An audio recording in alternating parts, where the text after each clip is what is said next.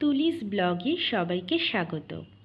বৈশাখের ৩ তারিখে মেলা উপলক্ষে আমরা সামিল হয়েছিলাম বাবার ধামে, গাইঘাটার অন্তর্গত জলেশ্বর শিব মন্দিরে। নীল ও চড়ক উপলক্ষে প্রতি বছর এখানে মেলা অনুষ্ঠিত হয় এবং প্রচুর ভক্তের সমাগম ঘটে। শিয়ালদা থেকে বনগাঁগামী ট্রেন ধরে হাবড়া স্টেশনে নেমে বাস বা অটো করে জলেশ্বর মোড় এবং জলেশ্বর মোড় থেকে 10 টাকা দিয়ে টোটো ভাড়া দিয়ে আপনারা পৌঁছে যাবেন জলেশ্বর শিব মন্দিরে। প্রায় 850 বছরের পুরনো জলেশ্বর শিব মন্দিরের মাহাত্ম্যের টানে সারা বছর লেগে থাকে ভক্তদের আনাগোনা।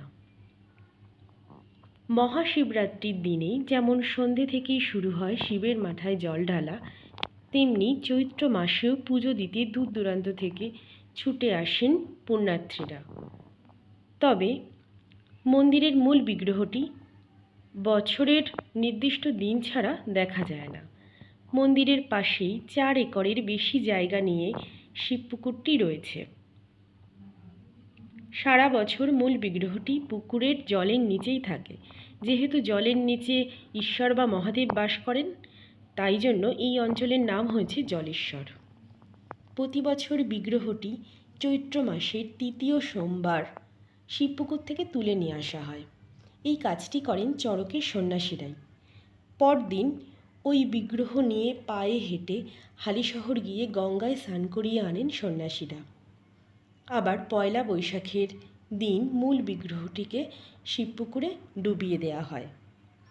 উত্তর 24 পরগনার দর্শনীয় স্থানগুলির মধ্যে জলেশ্বর শিব মন্দিরের নাম প্রথম সারিতেই রয়েছে। আপনারা যদি মেলা এবং মন্দির একসাথে পরিদর্শন করতে চান, তাহলে আপনাকে অবশ্যই আসতে হবে বৈশাখের প্রথম সপ্তাহে বা চড়কের দিনটিতে। এছাড়া এখানে সারা বছরই মহাদেব পূজিত হয়। এখানে মনস্কামনা করলে ভক্তদের মনস্কামনা পূর্ণ হয়। তাই তো ভক্তরা বলে, জলের নিচে মহেশ্বর, পুণ্যতীর্থ জলেশ্বর।